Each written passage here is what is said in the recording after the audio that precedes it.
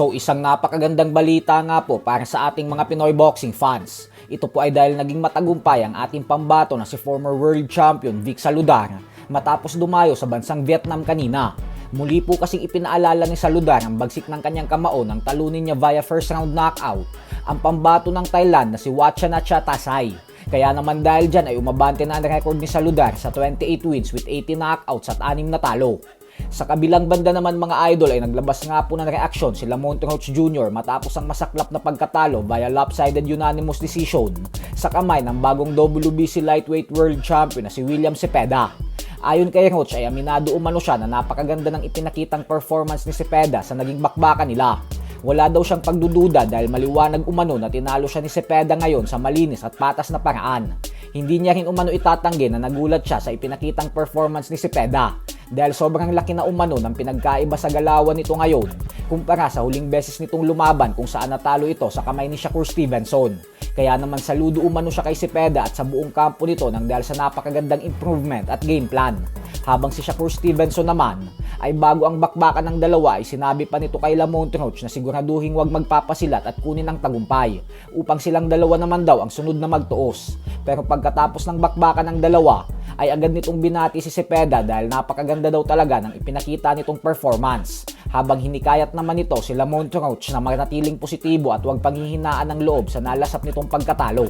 Samantala matapos nga pong matalo ni Lemuel De Barbo via third round technical knockout kahapon sa kamay ng dayong Japanese fighter na si Mugicha Nakagawa ay tila kwinestyon nito ang pagkakaiba ng pagtrato ng mga referee sa kanya at kay Eman Bacosa.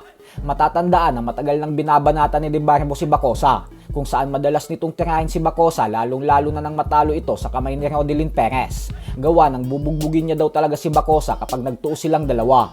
Pero sa latest na pahayag po ni De Barbo ay sinabi nito na bakit daw ba tinigil agad ng referee ang laban niya kahit hindi naman daw siya bumabagsak at nagbabato pa rin naman umano siya ng mga suntok. Habang si Bacosa naman umano ay umabot sa 5 hanggang 6 na beses bumagsak subalit pinapayagan pa rin magpatuloy sa laban.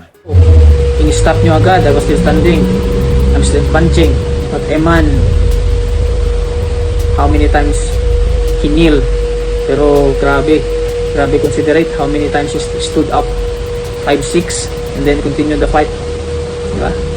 Bukod dyan ay hindi rin pinalagpas ni Silver Voice TV ang pagkakataon na bumanat kay De Barbo matapos nitong matalo gawa ng may alitan din na namamagitan sa dalawa. Ito yung nagsabi kay Eman Bacosa na hilaw pa daw si Eman. So bagay maganda yung depensa niya, no? Binablock niya ng mukha niya lahat ng suntok nung Japanese. Oh.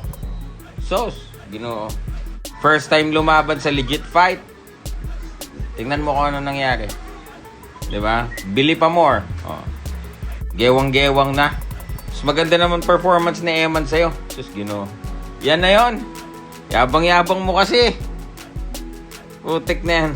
Okay lang sana magyabang kung may tira talaga eh. Ayan, oh. Sus, Ginoo. Mas okay pa yung ginawa ni Eman kaysa sa'yo eh, oh. Salo, sige, saluhin mo. 'Di ba? Kahit sa akin, hindi ka obra, Brad.